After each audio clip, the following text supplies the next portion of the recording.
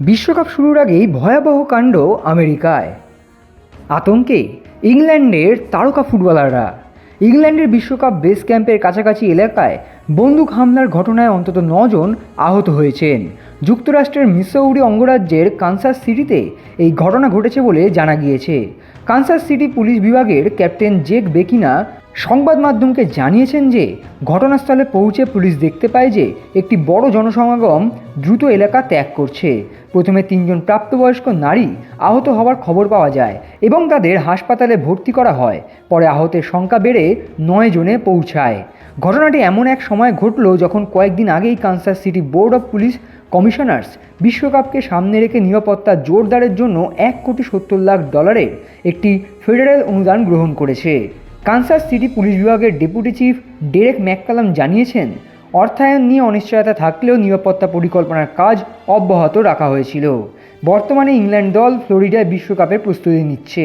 শনিবার প্রস্তুতি ম্যাচে নিউজিল্যান্ডকে 1-0 গোলে হারিয়েছে থ্রি লায়ন্সরা। আগামী বুধবার কোস্টারিকার বিরুদ্ধে আরেকটি প্রস্তুতি ম্যাচ খেলবে ইংল্যান্ড, আর তারপর 13ই জুন কানসাস সিটিতে পৌঁছানোর কথা রয়েছে তাদের। বিশ্বকাপ চলাকালীন ইংল্যান্ড দল সফট সকার ভিলেজে অনুশীলন করবে। এছাড়া বিশ্বকাপের অন্যতম দাবিদার আর্জেন্টিনা এবং নেদারল্যান্ডসও কানসাস সিটিতেই নিজেদের বেস ক্যাম্প হিসেবে বেছে নিয়েছে। বিশ্বকাপ উপলক্ষে প্রায় 6,50,000 দর্শনার্থী কানসাস সিটিতে আসবেন বলে ধারণা করা হচ্ছে। ফলে স্থানীয় প্রশাসনের সামনে নিরাপত্তা এবং অবকাঠামোগত ব্যবস্থাপনায় একটি বড় চ্যালেঞ্জ হয়ে দাঁড়িয়েছে।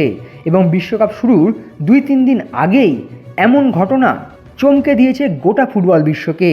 দুষ্কৃতীদের বন্দুকের ব্যবহার, 9 জন আহত হওয়া, স্বাভাবিকভাবেই বিশ্বকাপ শুরুর আগে আমেরিকায় নিরাপত্তা নিয়ে বড়সড় প্রশ্নচিহ্ন তুলে দিয়েছে।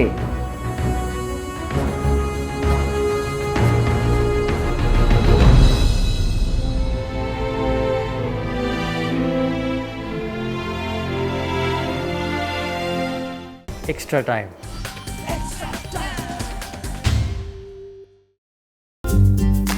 লেটেস্ট নিউজ আর এক্সক্লুসিভ ভিডিওর সঙ্গে আপডেট থাকতে এখনই সাবস্ক্রাইব করুন আমাদের ইউটিউব চ্যানেল। বেল আইকনে ক্লিক করতে ভুলবেন না যেন।